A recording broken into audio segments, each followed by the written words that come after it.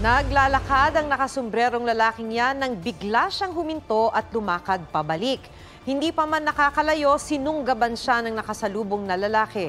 Nagpambuno ang dalawa hanggang sa kinuyog na ang lalaking nakasombrero na nang hold up pala ng parking attendant. Inaresto siya ng rumespondeng pulis. Nabawi sa kanya ang cellphone ng biktima at hindi lisensyadong baril na kargado ng mga bala. Mahaharap sa patong-patong na reklamo ang suspect na itinanggi ang krimen. Kinonsulta ng Land Transportation Office o LTO ang mga stakeholder kaugnay sa planong i-require ang pagpaparehistro sa mga light e-vehicles gaya ng e-trike at e-bike. Kailangan pa kayang magpasa ng batas para riyan? May report si Joseph Moro. May driver's license ang e-trike driver na si Mark. Pabor siyang i-require din ng lisensya sa iba pang magmamaneho ng light e-vehicles, pati ang pagpaparehistro ng sasakyan gaya ng itinutulak ng Land Transportation Office o LTO. Okay lang naman po kasi marami na kami.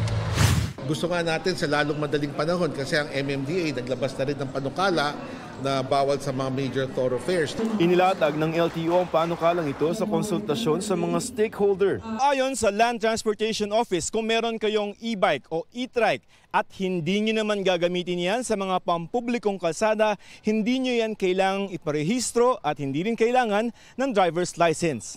Halimbawa niyan ay kung sa loob ng subdivision lamang gagamitin ng e-vehicle. Pero sabi ng LTO, depende yan sa regulasyon ng lokal na pamahalaan. Kailangan pang aprubahan ng Transportation Secretary ang napag-usapan kaugnay sa panukala. Nagbabalangkas din sila ng mga panuntunan para sa mga light electric vehicle.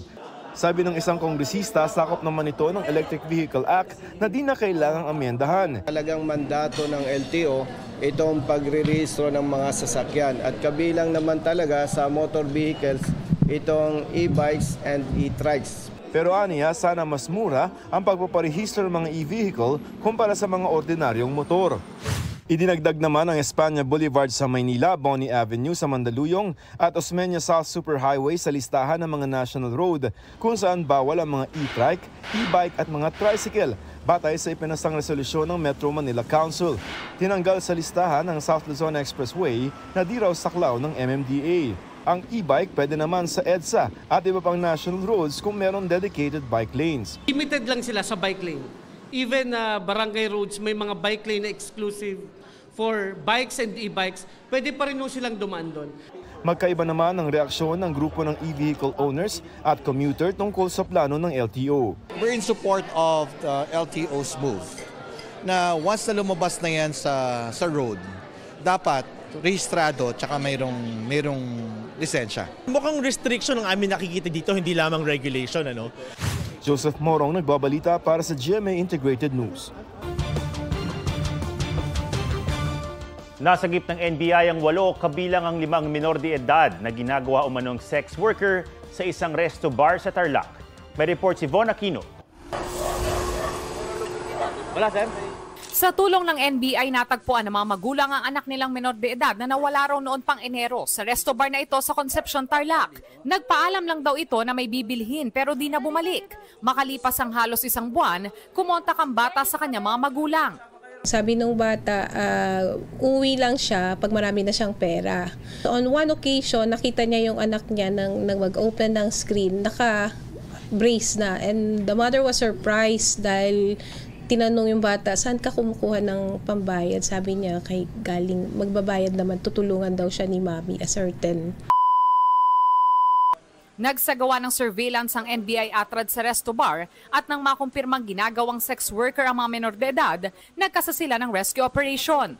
Pumasok lang po talaga kami dun sa kagustuhan din po namin. Tsaka may pangangailangan po kami. Para din po sa sarili ko to sa anak ko. Arestado ang may-ari ng bar at ang kapatid nito na tumatayo umanong bugaw. Tumanggi silang magbigay ng pahayag. Maharap sila sa kasong paglabag sa Anti-Trafficking in Persons Act of 2003 at paglabag sa Special Protection of Children Against Abuse, Exploitation and Discrimination Act. Naniniwala naman ang NBI Atrad na sindikato ang mga nasa likod nito. Estilo raw na mga ito nakausapin sa chat ang mga bata para alukin ng trabaho na may malaking kita. Inirefer na ng NBI Anti-Human Trafficking Division ang mga biktima sa DSWD para mabigyan sila ng intervention. Von Aquino nagbabalita para sa GMA Integrated News.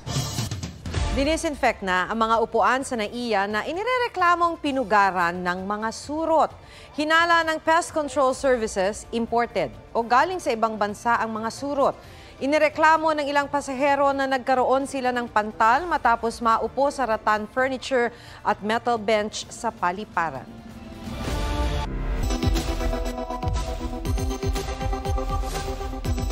Para iwas surot sa bahay, kalinisan ang kailangan. Linisin ang mga bagay na pwedeng pamugaran ng surot gaya ng kama at sofa.